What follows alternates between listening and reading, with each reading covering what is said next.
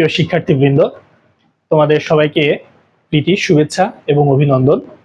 তোমরা নিশ্চয়ই ভালো আছো।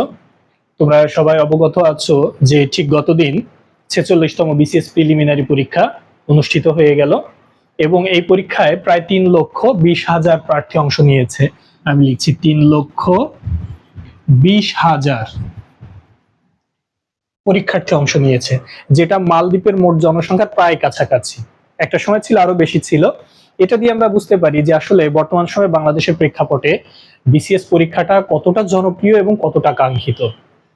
এবং তোমরা নিশ্চয়ই উদ্গ্রীব হয়ে আছো এই সঠিক উত্তরগুলো জানার জন্য। আমি তারই ধারাবাহিকতায় বিসিএস জার্নির পক্ষ থেকে এসেছি তোমাদের বাংলা অংশটি নিয়ে আলোচনা করব। আমি ইতোমধ্যে যে প্রশ্ন সেট এটা আমি একটু সংযুক্ত করে রেখেছি, এজন্য যে আমার প্রশ্নগুলো ধারাবাহিকতা রক্ষার জন্য।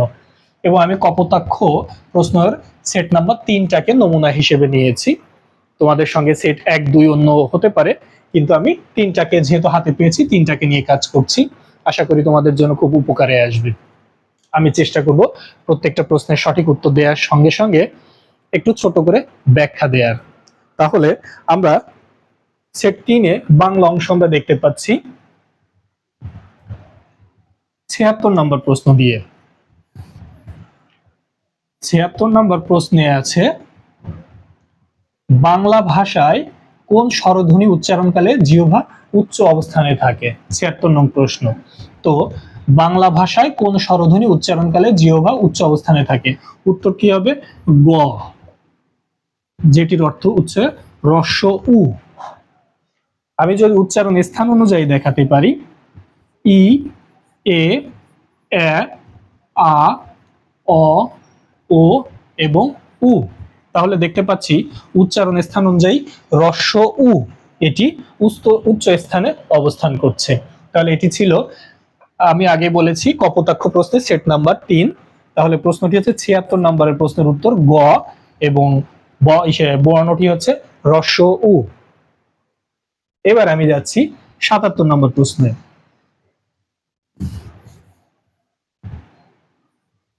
77 নং প্রশ্নে প্রশ্ন করা হয়েছে যে বাংলা শব্দ ভান্ডারে অনার্য জাতির ব্যবহৃত শব্দ। বাংলা শব্দ ভান্ডারে অনার্য জাতির শব্দ সমূহ, তাহলে কোনটি? অনার্য কাদেরকে বলা হয়?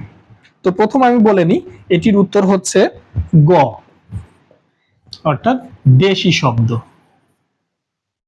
অনার্য কারা? মানে আর্যদের পূর্ববর্তী যারা, অর্থাৎ আর্যরা এই ভূখণ্ডে আসার আগে যারা এই ভূখণ্ডে ছিল, আদিবাসী, কোল, সাঁওতাল, মুন্ডা, এরকম যারা ছিল, তাদের যে ব্যবহৃত শব্দ সেগুলো হচ্ছে অনার্যদের পূর্ববর্তী শব্দ। অনার্যদের ভাষা হচ্ছে তৎসম, তার মানে আর্যদের ভাষা হচ্ছে তৎসম। তাহলে আর্যদের পূর্ববর্তী অনার্যদের ভাষা হবে দেশি ভাষা, যেমন ঢেকি, কুলা, গঞ্জ, টোপর, এভাবে। তাহলে 77 নং প্রশ্নের উত্তর হচ্ছে গ, অর্থাৎ অনার্যদের ভাষা ছিল দেশি। আমি পর্যায়ে 78 নং প্রশ্নটা নিচ্ছি। ধ্বনিবিজ্ঞান ও বাংলা ধ্বনিতত্ত্ব গ্রন্থের রচয়িতাকে? ধ্বনিবিজ্ঞান এবং বাংলা ধ্বনিতত্ত্ব গ্রন্থের রচয়িতাকে? এটির উত্তর হচ্ছে ক, আছে মোহাম্মদ আব্দুল হাই। ওকে, এটি ছিল আমাদের প্রশ্নের যে ধারাবাহিকতা সে অনুযায়ী 78 নম্বর প্রশ্নটি। এই পর্যায়ে আমি 79 নম্বর প্রশ্নটি নিচ্ছি। 79 নম্বর প্রশ্নে বলা হয়েছে, বাংলা বর্ণমালায় যৌগিক স্বর কয়টি? আসলে প্রশ্নটা একটু কনফিউশনাল প্রশ্ন, আর বিসিএস মানে একটু বিভ্রান্তি হবে, এটাই খুব স্বাভাবিক। তো যৌগিক স্বর এখানে উত্তর হবে খ, অর্থাৎ 2টি যৌগিক স্বর। এখানে কথা আছে ধ্বনি, স্বর এবং বর্ণ। যদি ধ্বনির কথা বলতো তাহলে আমি বলতাম 2 + 23 = 25টি, কিন্তু ধ্বনি মানে হচ্ছে যার লিখিত রূপ নেই, সেই অর্থে তাহলে এই 23টির কোনো লিখিত রূপ নেই, অতএব একে আমি বর্ণ বলতে পারছি না। এটা তাহলে আমার বাকি থাকছে দুইটি, দুইটি হচ্ছে বর্ণ। এর জন্য স্বর হিসেবে আমি বলবো যে যৌগিক স্বর দুইটি। কি কি? ওই, যেটাকে ভাঙলে পাচ্ছি ও প্লাস হ্রস্ব ই, এবং ও, ও প্লাস হ্রস্ব উ। তাহলে আমি আবার বলছি যে প্রশ্নটি হচ্ছে বাংলা বর্ণমালায় যৌগিক স্বর কয়টি? দুইটি। ধ্বনির প্রসঙ্গ আসলে উত্তরটা আলাদা হতে পারতো, কিন্তু যেহেতু ধ্বনি বলেনি সেহেতু আমার এখানে দুইটি নিতে হবে। তাছাড়া ওখানে অপশনের মধ্যেও বাকিগুলোর কথা নেই।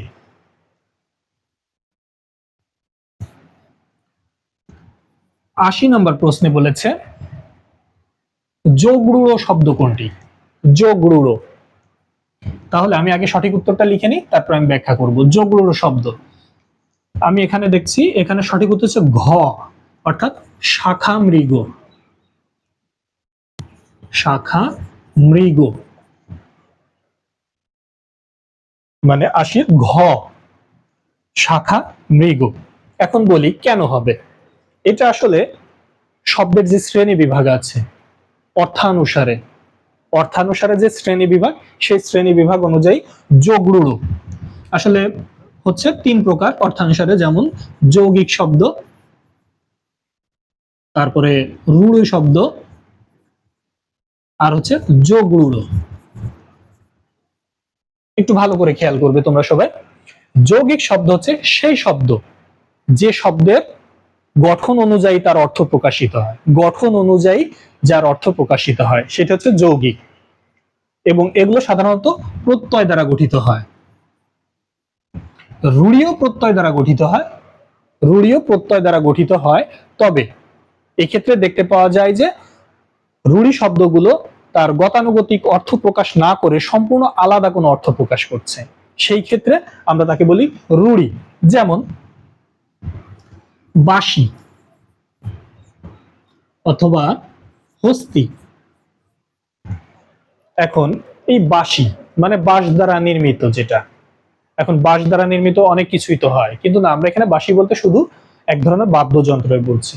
আবার হস্তি, হস্ত আছে যার, এটাও প্রত্যয় যোগে গঠিত, কিন্তু হস্তি বলতে আমরা হাত বোঝাচ্ছি না, মানে যার হাত আছে সে না, বরং হস্তি বলতে আমরা একটা বিশেষ প্রাণীকে বুঝছি। এবার আসছি যোগরূঢ়। যোগরূঢ় সমাসবদ্ধ বা সমাস দ্বারা গঠিত হয়। আগের দুটো ছিল প্রত্যয় দ্বারা গঠিত, আর এটা হচ্ছে সমাস দ্বারা গঠিত, তবে সম্পূর্ণ আলাদা অর্থ প্রকাশ করবে। সমাস দ্বারা গঠিত কিন্তু আলাদা অর্থ প্রকাশ করবে। যেমন শাখা মৃগ, আমি যদি এটাকে ব্যাস বাক্য করি, শাখার মৃগ, তাই না? তাহলে শাখার মৃগ, কিন্তু এখানে মৃগ মানে হরিণ, শাখা মানে গাছ, গাছের হরিণ, কিন্তু এখানে সম্পূর্ণ আলাদা একটা অর্থ বোঝাচ্ছে। সেটা কি? শাখা মৃগ বলতে বানরকে বোঝায়। তাহলে আমরা আমাদের সঠিক উত্তরটা পেয়ে গেছি যে যোগরূঢ় শব্দ কোনটি। তাহলে যোগরূঢ় শব্দ মানে হচ্ছে সেই শব্দ যেটা সমাসবদ্ধভাবে তৈরি হয় এবং তার নিজস্ব অর্থ না প্রকাশ করে সম্পূর্ণ আলাদা একটা অর্থ প্রকাশ করে। ঠিক যেমন শাখা মৃগ, শাখার মৃগ বা শাখার হরিণ না বুঝিয়ে বানর নামে আলাদা একটি প্রাণীকে বোঝাচ্ছে। এই জন্য তাহলে আমরা বলতে পারি যে যোগরূঢ় শব্দ কোনটি? শাখা মৃগ। আচ্ছা, আমি একটু মুছে নিই, আমার একটু জায়গা প্রয়োজন।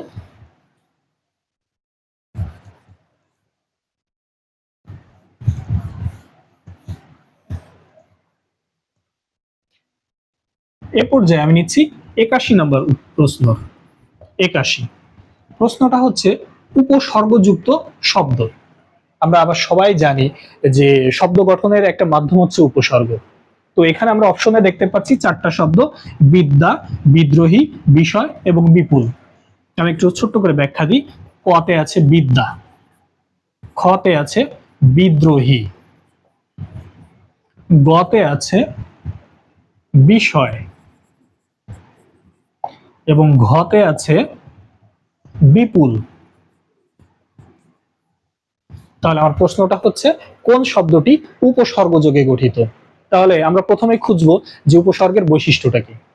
উপসর্গ সবসময় শব্দের পূর্বে বসে, হ্যাঁ, শব্দের পূর্ব বসে, এবং আমরা জানি যে উপসর্গের অর্থ বাচকতা নেই কিন্তু দ্যোতকতা আছে, মানে তার নিজের অর্থ নেই কিন্তু অন্যের শব্দের সঙ্গে বসে নতুন নতুন অর্থ তৈরি করে। তো শব্দের পূর্বে বসে, আর শব্দ মানে কি, যার নিজের একটা অর্থ আছে। তাহলে আমি যদি শব্দটাকে ভাঙি, বিদ্যা, এটাকে যদি আমি ভাঙি, এই বি উপসর্গটাকে যদি আমি কেটে নিই, তারপরে তো এই শব্দের কোনো অস্তিত্বই থাকছে না। ঠিক তেমনি বিদ্রোহী, আমি যদি বি উপসর্গটাকে এইভাবে ভাঙি আর দ্রোহীটাকে যদি ভাঙি, তাহলে বি যোগ দ্রোহী। ঠিক তেমনি বিষয়, বি যোগ শয়, এটা কোনো শব্দই হয় না, এর কোনো অর্থ নেই। ঠিক তেমনি বি যোগ কুল, এটাকে আমরা দেখতে পাচ্ছি যে আসলে এটা সার্থক কোনো শব্দ নয়, কারণ একটা শব্দের সার্থক গঠন থাকতে হবে এবং তার অর্থ থাকতে হবে।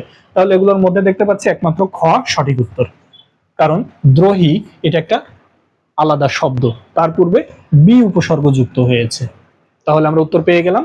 81 নম্বর প্রশ্নের উত্তর হচ্ছে বিদ্রোহী, মানে উপসর্গ যোগে গঠিত শব্দ।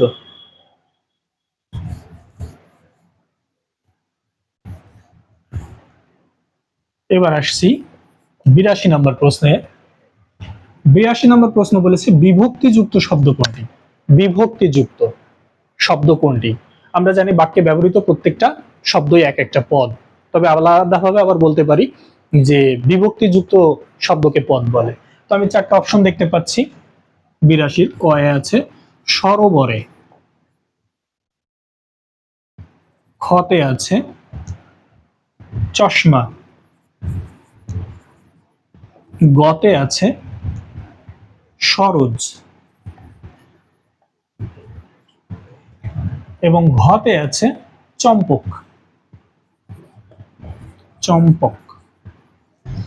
তাহলে শব্দের সঙ্গে বিভক্তি, বিভক্তিগুলো তো আমরা চিনি, তাহলে আমরা একটা মাত্রই দেখতে পাচ্ছি চশমা, শব্দের সঙ্গে তো বিভক্তি যুক্ত হয়, তো বিভক্তি যদি আমি কেটে নিই তাহলে তো আর শব্দের অস্তিত্ব, এক্ষেত্রে যেগুলো থাকবে সেটাকে আমরা ধরে নেব। যেমন সরোবর, সরোবর যোগ এ, বাট চশমার ক্ষেত্রেও আমরা কোনো বিভক্তি দেখতে পাচ্ছি না, সরোজের ক্ষেত্রেও নেই, চম্পকের ক্ষেত্রেও নেই। তাহলে বিভক্তিযুক্ত শব্দ হচ্ছে সরোবরে, সরোবর যোগ এ। তাহলে সঠিক উত্তর ক। বোঝা গেল?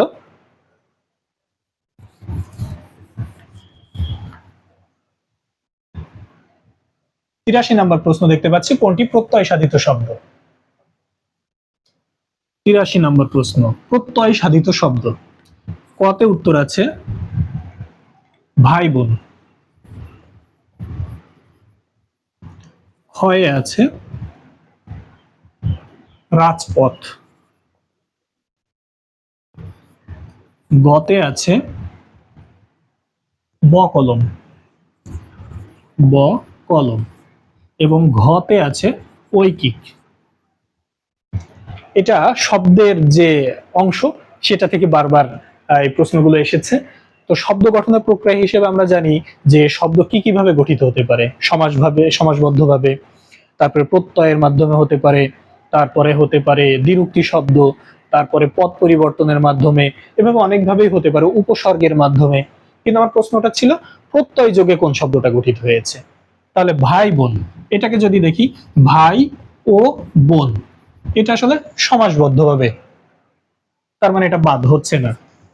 রাজপথ, পথের রাজা, তাহলে এটাও আমরা দেখতে পাচ্ছি সমাস দিয়ে গঠিত, অর্থাৎ প্রত্যয় যোগে না, তাহলে এটাও বাদ। ব কলম, ব যোগ কলম, এখানে আমরা দেখতে পাচ্ছি বটা উপসর্গ, তাহলে এই শব্দটাও উপসর্গ যোগে গঠিত, প্রকৃতি বা প্রত্যয় যোগে না, তাহলে এটাও বাদ। তাহলে ঐকিককে আমরা দেখতে পাচ্ছি এইটা হচ্ছে প্রকৃতি প্রত্যয় দ্বারা গঠিত। তাহলে আমাদের সঠিক উত্তর হচ্ছে ঘ, ঐকিক, এটি প্রত্যয় যোগে গঠিত শব্দ।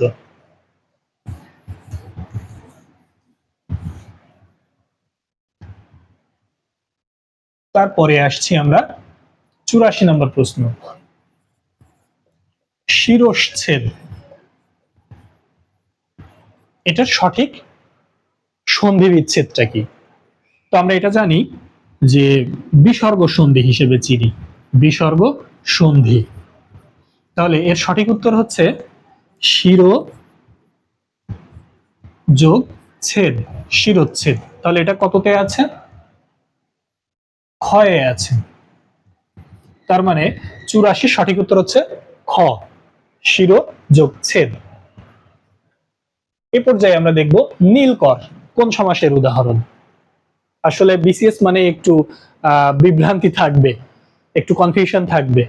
আর যিনি প্রশ্নকর্তা অনেক সময় তার মর্জির উপরও নির্ভর করে যে তিনি আসলে কি প্রত্যাশা করছেন।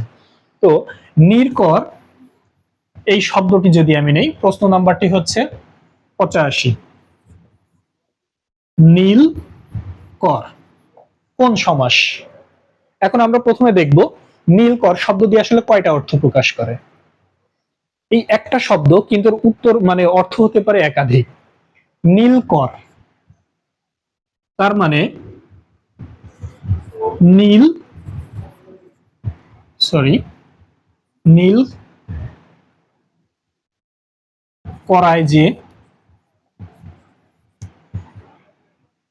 আমি আরেকটু ভালো করে বলি, নীলকর দিয়ে তিনটা অন্তত বিষয় বোঝায়। যেমন যিনি নীল করান মানে নীল চাষ করান, অথবা নীল চাষ করার উপরে যে করটা ধার্য করা হয় সেটা হচ্ছে নীলকর।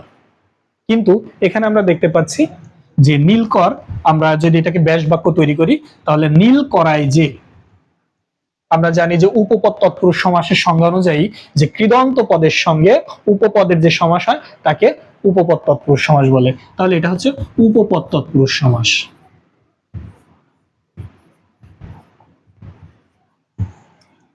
আমার তাহলে উত্তর সঠিকটা হচ্ছে কি ঘ। ঘ নাম্বার প্রশ্ন এই উত্তরটা 85 নীলকর, এইটা হচ্ছে তাহলে উপপদ তৎপুরুষ সমাস।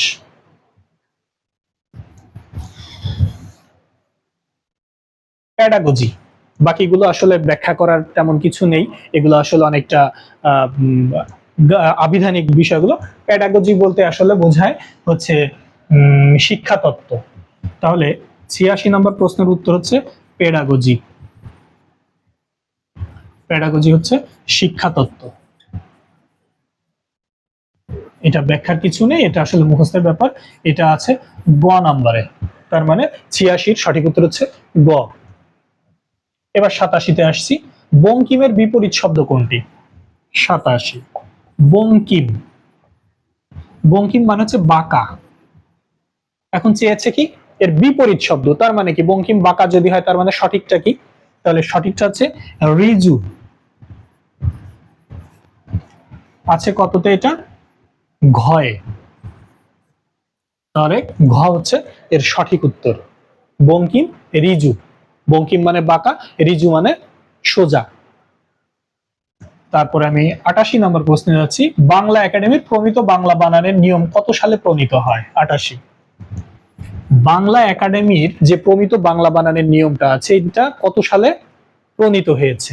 এটা সঠিক উত্তর হচ্ছে 1992 সাল। 1992 সাল। তাহলে আমরা দেখতে পাচ্ছি এটা হচ্ছে খ,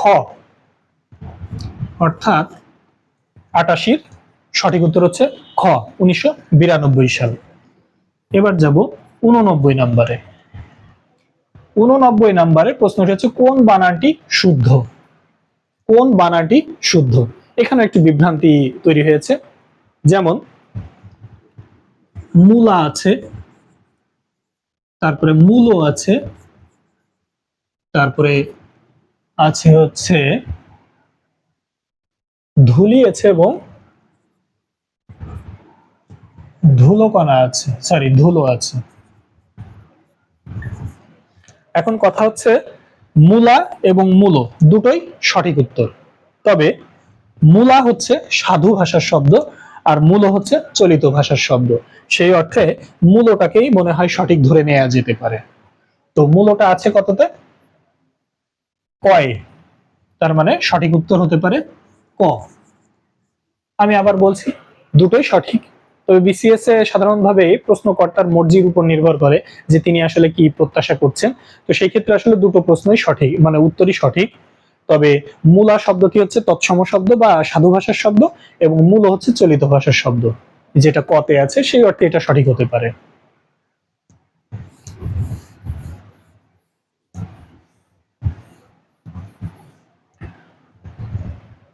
এ পর্যায়ে আমি নিচ্ছি 90 নম্বর প্রশ্ন। প্রশ্ন হচ্ছে নদী এর সমার্থক শব্দ কোনটি? মানে একই অর্থ বোঝায় কোনটি? তো আমাদের অপশন আছে সিন্ধু, কতে আছে সিন্ধু, সিন্ধু মানে সমুদ্র, তার মানে নদীর সঙ্গে যাচ্ছে না। তারপরে আছে হিল্লোল, হিল্লোল মানে হচ্ছে ঢেউ বা তরঙ্গ, এটাও সঠিক উত্তর নয়। তারপরে গতে আছে তটিনী, তটিনী গতে আছে তটিনী, এবং ঘতে আছে নির্ঝর। যাই হোক, আমরা এই তটিনীটাকেই দেখতে পাচ্ছি যেটা নদী এর সমার্থক শব্দ, অর্থাৎ তাহলে গ বা তটিনী হচ্ছে নদী এর সমার্থক শব্দ, এটি সঠিক উত্তর। এবার 91 নম্বরে আমি চলে যাচ্ছি। 91 নম্বর প্রশ্নের কথা আছে, চর্যাপদের কবিরা কি ছিলেন? চর্যাপদের কবিরা, এটা হচ্ছে সহজিয়া বৌদ্ধ ধর্মের অনুসারী, যেটি ঘ নাম্বারে আছে। 91 হচ্ছে ঘ, সহজিয়া। ঠিক আছে, এরপরে আসছি 92 নম্বর প্রশ্ন, শূন্য পুরাণের রচয়িতাকে? শূন্য পুরাণ, 92 নম্বর প্রশ্ন, শূন্য পুরাণ ক নম্বরে আছে রামাই পণ্ডিত, এটাই সঠিক উত্তর, কয়ে রামাই পণ্ডিত। এগুলো আসলে মুখস্থ জিনিস, তো এগুলো নিয়ে আসলে খুব বেশি আলোচনা বা ব্যাখ্যা করার সুযোগ নেই। শূন্য পুরাণের রচয়িতা রামাই পণ্ডিত, যেটা কয়ের উত্তর।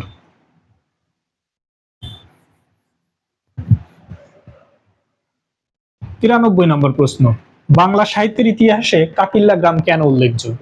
বাংলা সাহিত্যের ইতিহাসে কাকিল্লা গ্রাম কেন উল্লেখযোগ্য? প্রশ্নটি হচ্ছে 93 নম্বর প্রশ্ন, এর সঠিক উত্তর হচ্ছে ঘ নাম্বার, সঠিক উত্তর ঘ, অর্থাৎ শ্রীকৃষ্ণ কীর্তন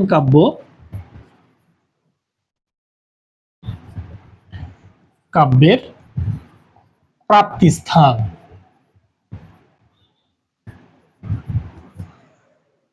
ঘ মানে শ্রীকৃষ্ণ কীর্তন কাব্য, এটার প্রাপ্তি স্থান ছিল কাকিল্লা গ্রামে।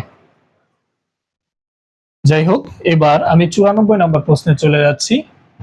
যেসব সবে বঙ্গেতে জন্মি হিংসে বঙ্গবাণী, সেসব কাহার জন্ম নির্ণয় ন জানি। আমরা এই কবিতাটা খুবই বেশি চর্চা করে থাকি। মধ্যযুগের একজন কবি আব্দুল হাকিম, তিনি লিখেছেন বাংলা ভাষার যে গুরুত্ব এবং মর্যাদা সম্পর্কে। তো এইটা আসলে কোন গ্রন্থ থেকে নেওয়া হয়েছে? এটি যথাক্রমে বলা হচ্ছে কয়ে নূরনামা, খতে নসিহতনামা, গতে মধুমালতী এবং ঘতে ইউসুফ জুলেখা। সঠিক উত্তর হচ্ছে ক, অর্থাৎ নূরনামা। প্রশ্ন নাম্বার হচ্ছে কত? 94 নাম্বারটা, অর্থাৎ 94 নাম্বার প্রশ্নের সঠিক উত্তর হচ্ছে ক, যার এই উত্তরে আছে নূরনামা। আমি 95 নম্বর প্রশ্নে চলে যাচ্ছি। 95 নম্বর প্রশ্ন হচ্ছে, আলাওল কোন শতাব্দীর কবি? আলাওল কোন শতাব্দীর কবি? আলাওল সপ্তদশ শতকের কবি, সপ্তদশ মানে 17 শতকের কবি। এটা কত নম্বরে আছে? এটা আছে গয়ে, তাহলে 95 এর সঠিক উত্তর হচ্ছে গ।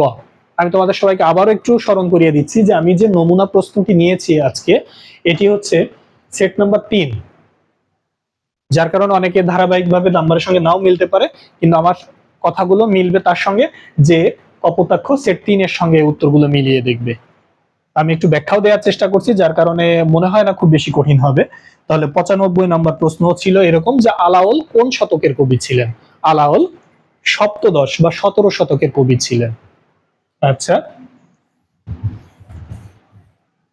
নাম্বার 96 বা 96 প্রশ্নটা আছে, কোন বাংলা গানকে ইউনেস্কো হেরিটেজ অব হিউম্যানিটি অভিধায় ভূষিত করেছে? তো যথাক্রমে রবীন্দ্রসঙ্গীতের কথা বলা আছে, নজরুল সঙ্গীতের কথা বলা আছে, ভাটিয়ালি গানের কথা বলা আছে, কিন্তু সঠিক উত্তর হচ্ছে বাউল গানের কথা। 96, এটা সঠিক উত্তর হচ্ছে ঘ মানে বাউল গান। ইউনেস্কো এটাকে কি উপাধি দিয়েছে? Heritage of humanity. এবার আমি যাচ্ছি 97 নম্বর প্রশ্ন, 97। প্রশ্নটি হচ্ছে চণ্ডীচরণ মুন্সী। চণ্ডীচরণ মুন্সী কে ছিলেন? অনেকগুলো উত্তর বলা আছে, সঠিক উত্তর হচ্ছে খ। সেটা কি? ফোর্ট উইলিয়াম কলেজের পণ্ডিত ছিলেন। তিনি ফোর্ট উইলিয়াম কলেজের একজন পণ্ডিত। ফোর্ট উইলিয়াম কলেজের পণ্ডিত ছিলেন, অর্থাৎ খ নাম্বার হচ্ছে সঠিক উত্তর। এ পর্যায়ে আমি যাচ্ছি 98 নম্বর প্রশ্ন। 98 আছে রত্ন পরীক্ষা গ্রন্থের রচয়িতাকে। রত্ন পরীক্ষা গ্রন্থের রচয়িতা। অনেকগুলো অপশন দেওয়া আছে, কিন্তু সঠিক উত্তর হচ্ছে গ, মানে ঈশ্বরচন্দ্র বিদ্যাসাগর। ঈশ্বরচন্দ্র বিদ্যাসাগর তিনি হচ্ছেন রত্ন পরীক্ষা গ্রন্থের রচয়িতা, এবং এই রত্ন পরীক্ষা গ্রন্থটা ঈশ্বরচন্দ্র বিদ্যাসাগরের একটি মৌলিক গ্রন্থ। এ পর্যায়ে আমি যাচ্ছি 99 নম্বর প্রশ্ন। 99 নম্বর প্রশ্ন, স্বর্ণকুমারী দেবীর পিতার নাম কি? কে স্বর্ণকুমারী দেবী?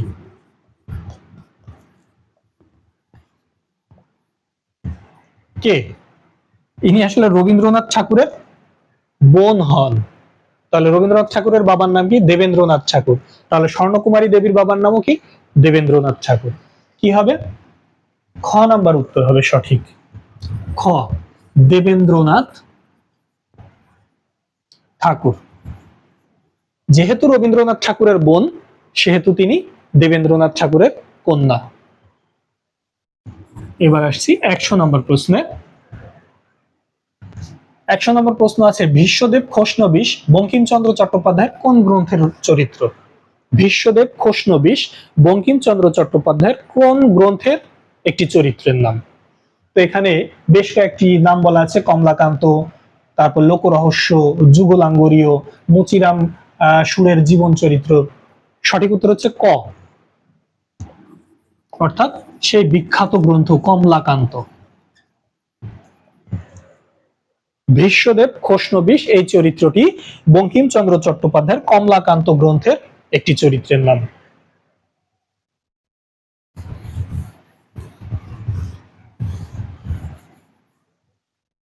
এই পর্যায়ে আমি আসছি 101 নম্বর প্রশ্নে। 101 নম্বর প্রশ্নটি কি ছিল? দীনবন্ধু মিত্রের নীলদর্পণ নাটকের ইংরেজি অনুবাদক কে? নীলদর্পণ নাটক, এটা ইংরেজি অনুবাদক আমি একটু সংক্ষেপে এখানে ছেড়ে দিলাম। তিনি হচ্ছেন মাইকেল মধুসূদন দত্ত। তো অপশনটা কোথায় আছে? ঘয়ে। ঘ, মাইকেল মধুসূদন দত্ত। এগুলো আসলে মুখস্থ করার জিনিস। তো আমরা দেখতে পাচ্ছি 101-এর সঠিক উত্তর হচ্ছে যে নীলদর্পণ নাটকের ইংরেজি অনুবাদক হচ্ছেন মাইকেল মধুসূদন দত্ত, যেটি ঘয়ে আছে। এ পর্যায়ে আমি 102 নম্বর প্রশ্নে চলে যাচ্ছি। রঞ্জন চরিত্রটি রবীন্দ্রনাথ ঠাকুরের কোন নাটকের? রঞ্জন চরিত্র, একটা চরিত্রের নাম হচ্ছে রঞ্জন, এটা রবীন্দ্রনাথ ঠাকুরের কোন নাটকের একটা চরিত্র? তো বেশ কয়েকটি নাটকের নাম এখানে উল্লেখ আছে, 4টি, যেমন বিসর্জন, রক্তকরবী, মুক্তধারা এবং ডাকঘর। সঠিক উত্তর হচ্ছে খ, অর্থাৎ রক্তকরবী। এই রক্তকরবী নাটকের একটি চরিত্রের নাম হচ্ছে রঞ্জন। এবার আসছি আমরা 103-এ। তৈল প্রবন্ধটি কে লিখেছেন? প্রবন্ধের নাম হচ্ছে তৈল। এই প্রবন্ধটা কে লিখেছেন? সঠিক উত্তর হচ্ছে হরপ্রসাদ শাস্ত্রী, মহামহোপাধ্যায় হরপ্রসাদ শাস্ত্রী। আছে কততে? এটি ঘ, হরপ্রসাদ শাস্ত্রী।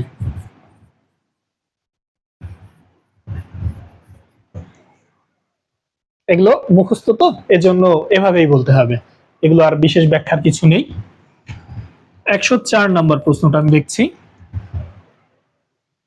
নাম রেখেছি কোমল গান্ধার এই কাব্যের রচয়িতাকে। নাম রেখেছি কোমল গান্ধার এই কাব্যটা কে লিখেছেন? বিষ্ণু দে লিখেছেন। কে লিখেছেন? বিষ্ণু দে। তাহলে উত্তরটা হচ্ছে খ, বিষ্ণু দে। 104 নম্বর প্রশ্ন ছিল নাম রেখেছি কোমল গান্ধার। এই কাব্যটি কার লেখা? বিষ্ণুদেব। এটি সঠিক উত্তর হচ্ছে খ। এবার আসছি আমি 105 নম্বর প্রশ্ন। ওমন রমজানেরই রোজার শেষে এলো খুশির ঈদ। এটি রচয়িতাকে। বেশ কয়েকটি অপশন দেওয়া আছে। আমরা সবাই জানি খুব বহুল প্রচলিত এবং খুব উৎসব মুখর একটি গান। আমরা প্রত্যেক বছর রোজার পরপরই আমরা যে ঈদ উল ফিতর উৎসব পালন করে থাকি, এই গানটি সমস্বরে সবাই গেয়ে উঠি। এই গানটির রচয়িতা আমাদের বিদ্রোহী কবি কাজী নজরুল ইসলামের, তার বিখ্যাত একটি গান এটি। তাহলে আমরা দেখতে পাচ্ছি 105 নম্বরের প্রশ্ন হচ্ছে ওমন রমজানেরই রোজার শেষে এলো খুশির ঈদ। গানটির রচয়িতাকে? আমাদের জাতীয় কবি, বিদ্রোহী কবি কাজী নজরুল ইসলাম। তাহলে উত্তরটি হচ্ছে কততে আছে? 105-এ ক। কতে নজরুলের কথা বলা আছে।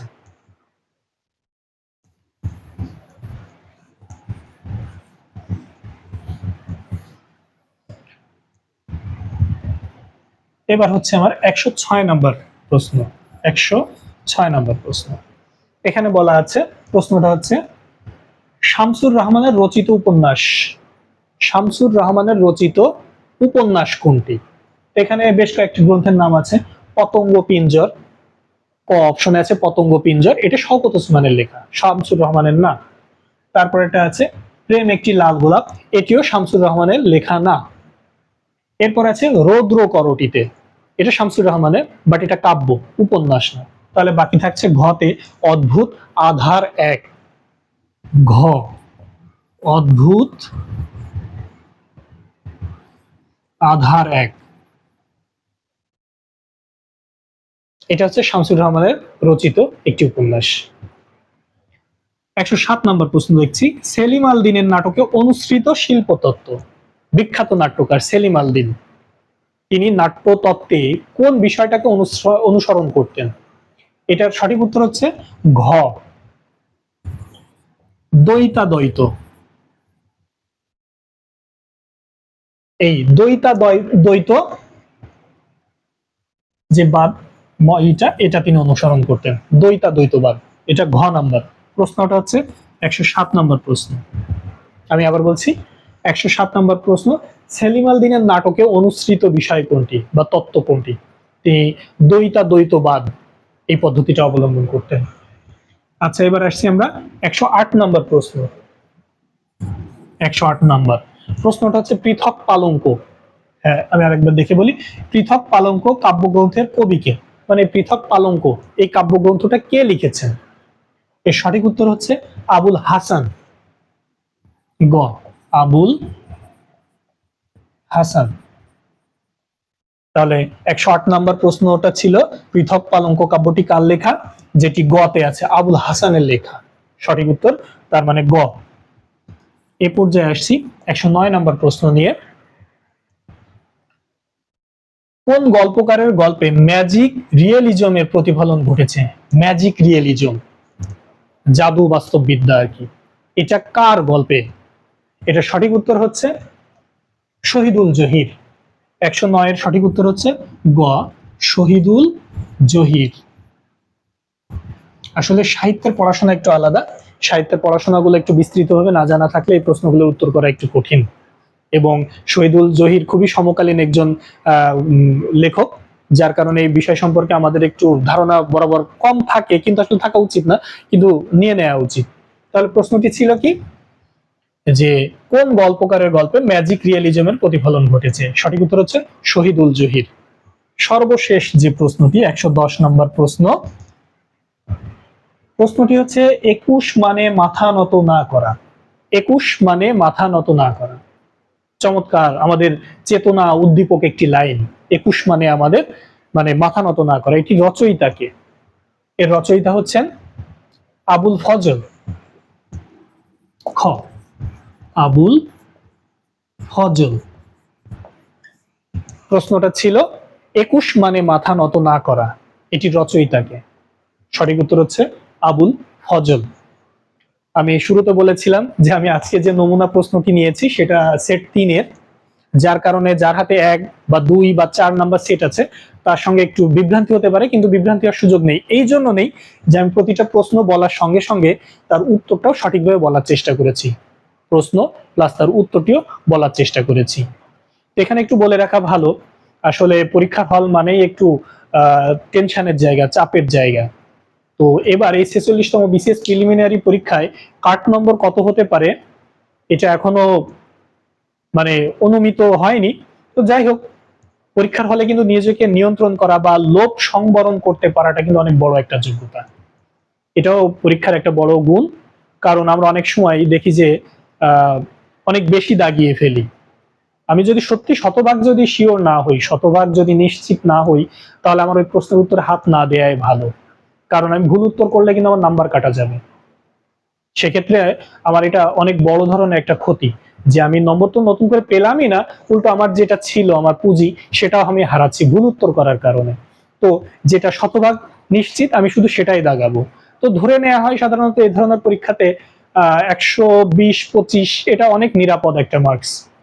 120-25কে আমি অনেক নিরাপদ কাট মার্কস মনে করি। এখানে আসলে যদি এরকম হয় যে কোনো পরীক্ষার্থীর 120-25 নিশ্চিত হয়ে গেছে, তখন সে আর কনফিউশনাল প্রশ্নগুলোতে না হাত বাড়ানোই মানে যুক্তিসঙ্গত। তো এই ছিল আমার বাংলা অংশটি। আমি চেষ্টা করেছি সবগুলোর উত্তর দেওয়ার, এবং সেই সঙ্গে ছোট ছোট ব্যাখ্যা দেওয়ার চেষ্টা করেছি। আশা করি তোমাদের সবার জন্য উপকারে আসবে। তোমরা তোমাদের জন্য সেইভাবে নিজেদেরকে তৈরি করে নাও, এবং সামনের দিনগুলো তোমাদের আরো সুন্দর হোক সেই শুভকামনায় আজকের মতো এখানে বিদায় নিচ্ছি। সবাইকে শুভেচ্ছা এবং অভিনন্দন।